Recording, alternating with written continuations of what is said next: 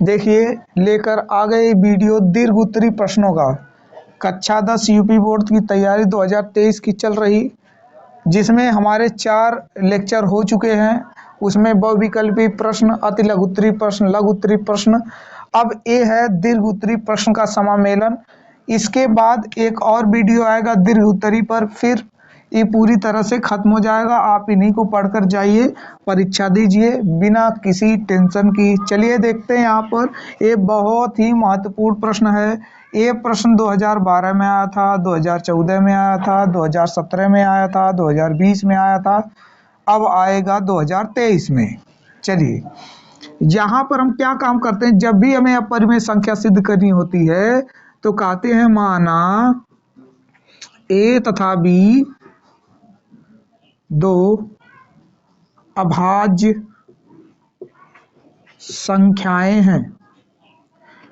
अभाज्य संख्याएं हैं।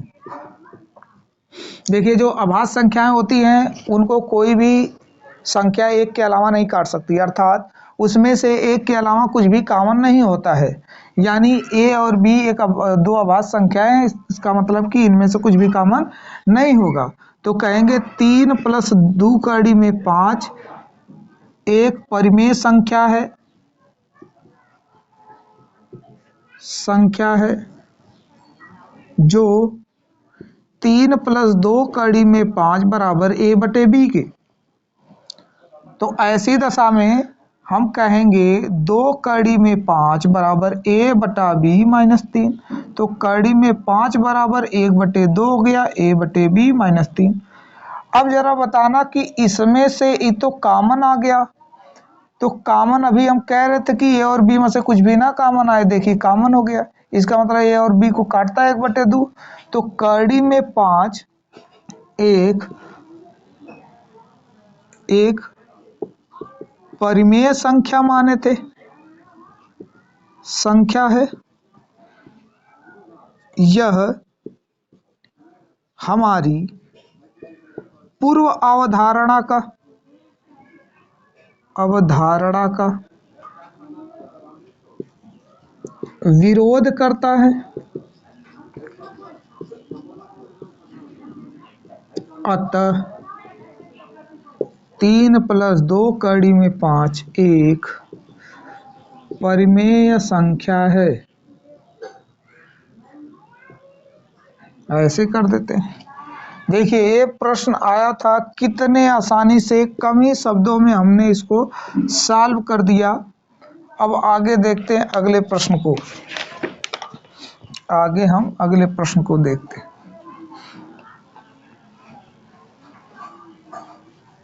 देखिए अगला प्रश्न ये है कि कह रहा है कि सिद्ध करना है हमको। क्वेश्चन नंबर 2 कह रहा है सिद्ध करना है या सिद्ध कीजिए कि कोई भी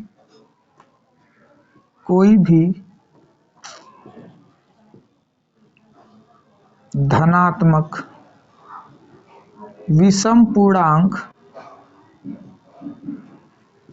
6q + 1, 6q + 3, 6q + 5 के रूप का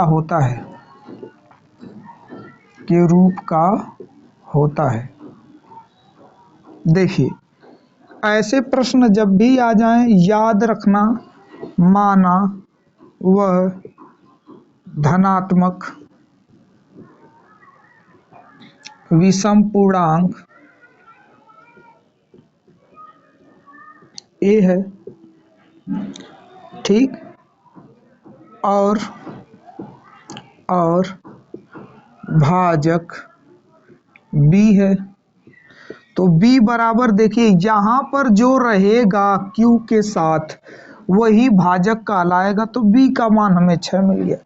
अब जरा बताना कि अगर 6 से हम ए में भाग दें तो मान लीजिए कि ए जाता है क्यू बार, पहले बार क्यू बार मान लीजिए लेकर जाते हैं, तो घटाने के बाद हो सकता है 0 आ जाए, हो सकता है 1 आ जाए, हो सकता है 2 आ जाए, 3 आ जाए, 4 आ जाए, 5 आ जाए, लेकिन 6 नहीं आ सकता है।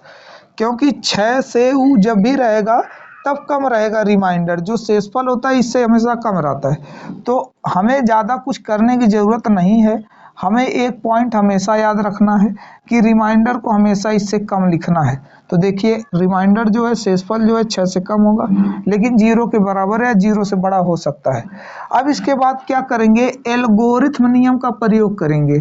देखिए एल्गोरिथम विभाजन नियम। देखिए इसमें क्या होगा, ए अगर पूर्णांक है धनात्मक तो इसके बराबर क्या 6 बार गया था, क्यों हुआ, मान लो कि पहली बार रिमाइंडर 0, तो ए बराबर हम लोग तो 6 क्यों कर दिए। इस हिसाब से हम कह सकते हैं ए के संगत मान आएंगे। संगत मान अभी एक, अभी 0 रखा, 1 रखेंगे, 2 रखेंगे, 3, तो क्या हो जाएगा, 0 रखने पर तो 6 क्यों आया, 6 क्यू प्लस 1 आ सकता है, 6 क्यू प्लस 2 आ सकता है, 6 क्यू प्लस 3 आ सकता है, 6 क्यू प्लस 4, 6 क्यू प्लस 5, इससे ज़्यादा नहीं आ सकता। अब बात यह है कि अगर ये दी हुई संख्या 2 से कट जाएगी तो हम लोग कहेंगे धनात्मक सम पूर्णांक संख्या है, अगर 2 से नहीं कटेगी तो धनात्मक विषम पूर्णांक संख्या है। चलिए देखते हैं आगे, थोड़ा सा सॉल्व करते हैं फिर। अब देखिए 6 क्यों बताइए 2 से विभाजित है कि नहीं, तो काटेंगे तो हो जाएगा, 3 क्यों आ जाएगा। लेकिन अगर 6 क्यू प्लस 2 देखें तो इसमें भी 2 कॉमन है, 2 से कट जाएगा तो 3 क्यू प्लस 1 हो जाएगा, 2 से ही तो कट गया। तो हम कह सकते हैं अतः 6 Q 6 Q plus 2 6 Q plus 4 सम धनात्मक पूर्णांक है।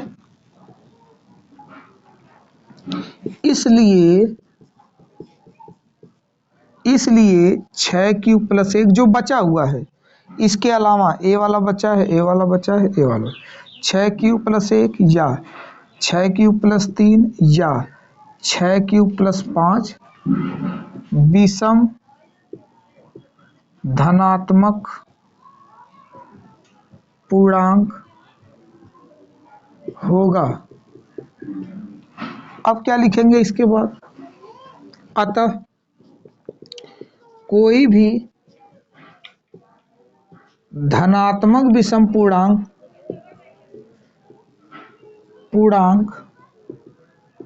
कोई भी विषम धनात्मक पूर्णांक 6 क्यू प्लस 1 या 6 क्यू प्लस 3 या 6 क्यू प्लस 5 के रूप का होता है।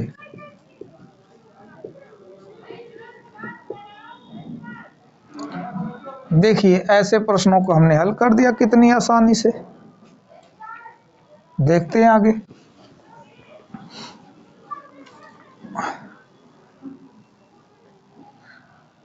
अब जैसे कह दे कि एलसीएम एचसीएफ हमसे पूछता है, एचसीएफ कितना, तो एक प्रश्न है इसमें एचसीएफ का कि 13 4 7 91 कामा 6 3 4 1 कामा 6 3 3 9 का एचसीएफ यूक्लिड विभाजन प्रमेय से कीजिए। यूक्लिड विभाजन प्रमेय, अच्छा इसमें हम छोटे वाले को भाग देंगे, 6 3 3 9, बड़े वाले हम भाग देते हैं। पहले इन दोनों छोटे वाले को पकड़ेंगे, बाद में इसको एक बार करेंगे, इसको भाग ले जाएंगे तो 2 बचा, फिर भाग लेकर जाएंगे इसमें 6 3 3 9 में 2 3 6 हो जाएगा, कट जाएगा, 2 1 कम 2 हो जाएगा, 1 बचेगा, 2 6 12 हो जाएगा, 1 बचेगा, 2 9 18 हो जाएगा, 1 बचेगा, फिर 1 का 2 में ले जाएंगे भाग, 1 कम 1 2 ना 2 हो जाएगा, कटकर 0 हो जाएगा। तो हम लोग लिखेंगे यूक्लिड एल्गोरिथम नियम से।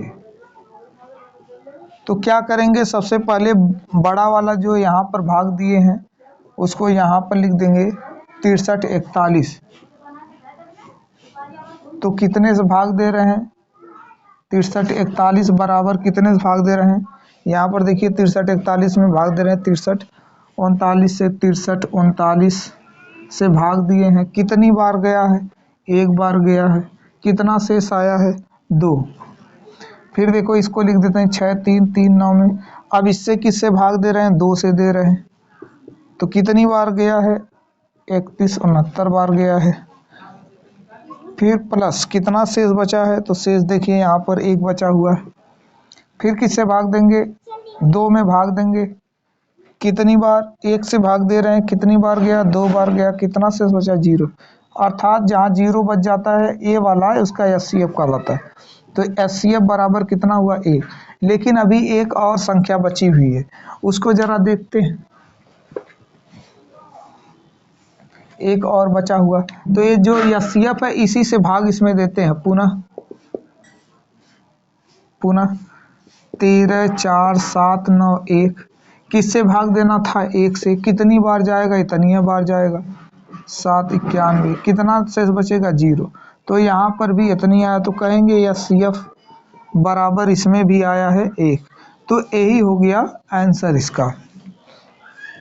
बाकी प्रश्नों को हम अगले वीडियो में सॉल्व करके पूरा खत्म कर देंगे, वो एकदम लास्ट वीडियो होगा वास्तविक संख्याओं पर।